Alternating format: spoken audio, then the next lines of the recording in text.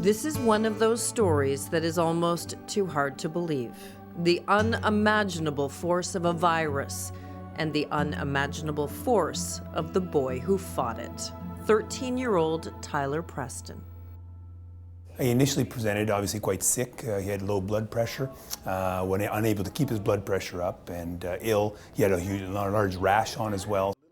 Within minutes, he was quarantined at CHEO. Something was very wrong. It is meningococcal meningitis, and it was eating him alive. And when I walk into the room, everybody's gowned masks, and Tyler's surrounded by doctors and nurses, and they're taking blood pressures, they're doing everything.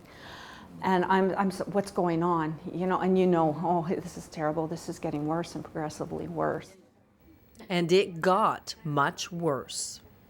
His heart was beating very fast, and his eyes were closed, and I thought, don't you dare go on me. Don't. You're not allowed to go. Because of the disease, the small blood vessels get clotted off and blood can't get to the tissues, and that tissue dies, and unfortunately his lower legs had to be removed because of dead tissue. And then it became a battle to get ahead of the spreading virus. They're vacuum bandages, and what it is sponges with kind of like saran wrap wrapped around them. And what it does, it's attached to tubing, and the machine sucks out all the bad stuff. The bad stuff is diseased tissue, and if it's not destroyed, it will attack healthy tissue.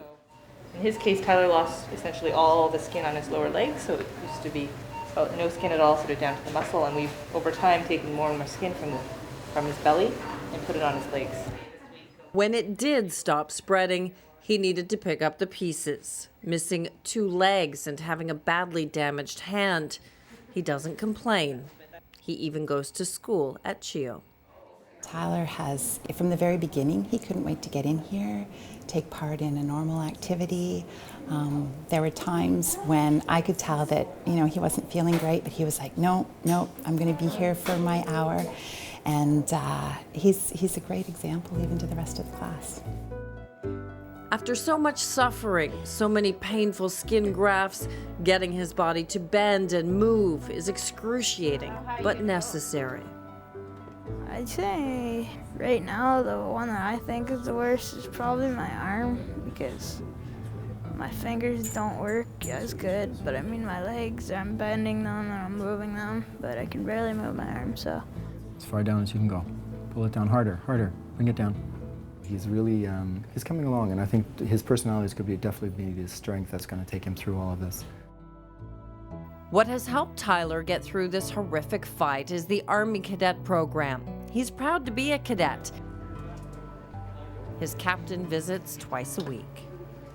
Tyler's only been a cadet for a month and a bit, and he already understands the importance of the family aspect of the cadet program and the military program in general, and that the CO of the unit typically is a member of your family. We have one more promotion to do tonight. I'd like to call forward Sapper Preston. And when he returns to that family, a warm welcome. Welcome back, buddy. Thank you. And a special invited guest, Jody Mitic, a Canadian soldier who lost both of his legs when he stepped on a mine in Afghanistan. The biggest thing was I tried to tell him was not to close his mind to anything, because that's when you start to slow down as you think of things you can't do, or you worry about what you can't do instead of concentrating on the things you can do. I'm extremely proud of him. He is absolutely my hero. He is an absolute brave young lad, and I'm so proud to have him as my son.